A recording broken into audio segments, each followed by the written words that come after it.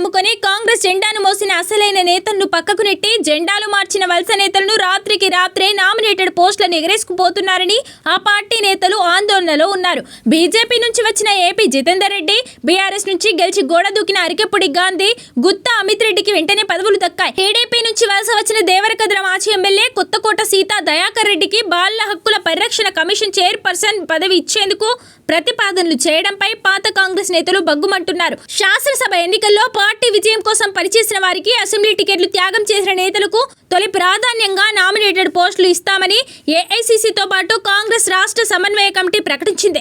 తీరా అధికారంలోకి వచ్చాక వలసవాదుల పెత్తనం పెరిగి తమను కరివేపాకులు తీసేస్తున్నారని కరీంనగర్ జిల్లాకు చెందిన ఓ సీనియర్ కాంగ్రెస్ నేత ఆవేదన వ్యక్తం చేశారు. మహబూబ్ నగర్ జిల్లా నుంచి మరో వలస నేత మాజీ ఎమ్మెల్యే కొత్తకోట సీతా దయాకర్ రెడ్డికి బాలల హక్కుల పరిరక్షణ కమిషన్ చైర్మన్ పదవిని కట్టబెట్టాలని చూస్తున్నారని, దశాబ్దాలుగా కాంగ్రెస్ పార్టీకి విధేయులుగా ఉంటున్నా తమను పట్టించుకోవడమే లేదని కాంగ్రెస్ నేతలు వాపోతున్నారు.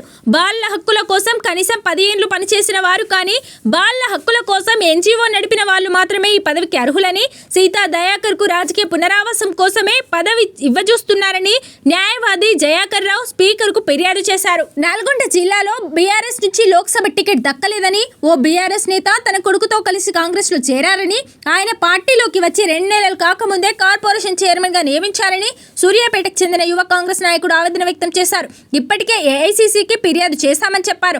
మాజీ స్పీకర్ పోచారం శ్రీనివాస్ రెడ్డిని ప్రభుత్వ వ్యవసాయ సలహాదారు పదవి ఇవ్వడం పైన స్థానిక కాంగ్రెస్ నేతలు విమర్శలు చేస్తున్నారు. నిరుడు మార్చిలో ప్రభుత్వం నియమించిన 37 గ్రేడ్ 1 కేటగిరీ కార్పొరేషన్ చైర్మన్ల నియామకంలో అత్యధికులు వలస కాంగ్రెస్ నేతలే అని గాంధీ భవన్ వర్గాల్లో చర్చ జరుగుతుంది.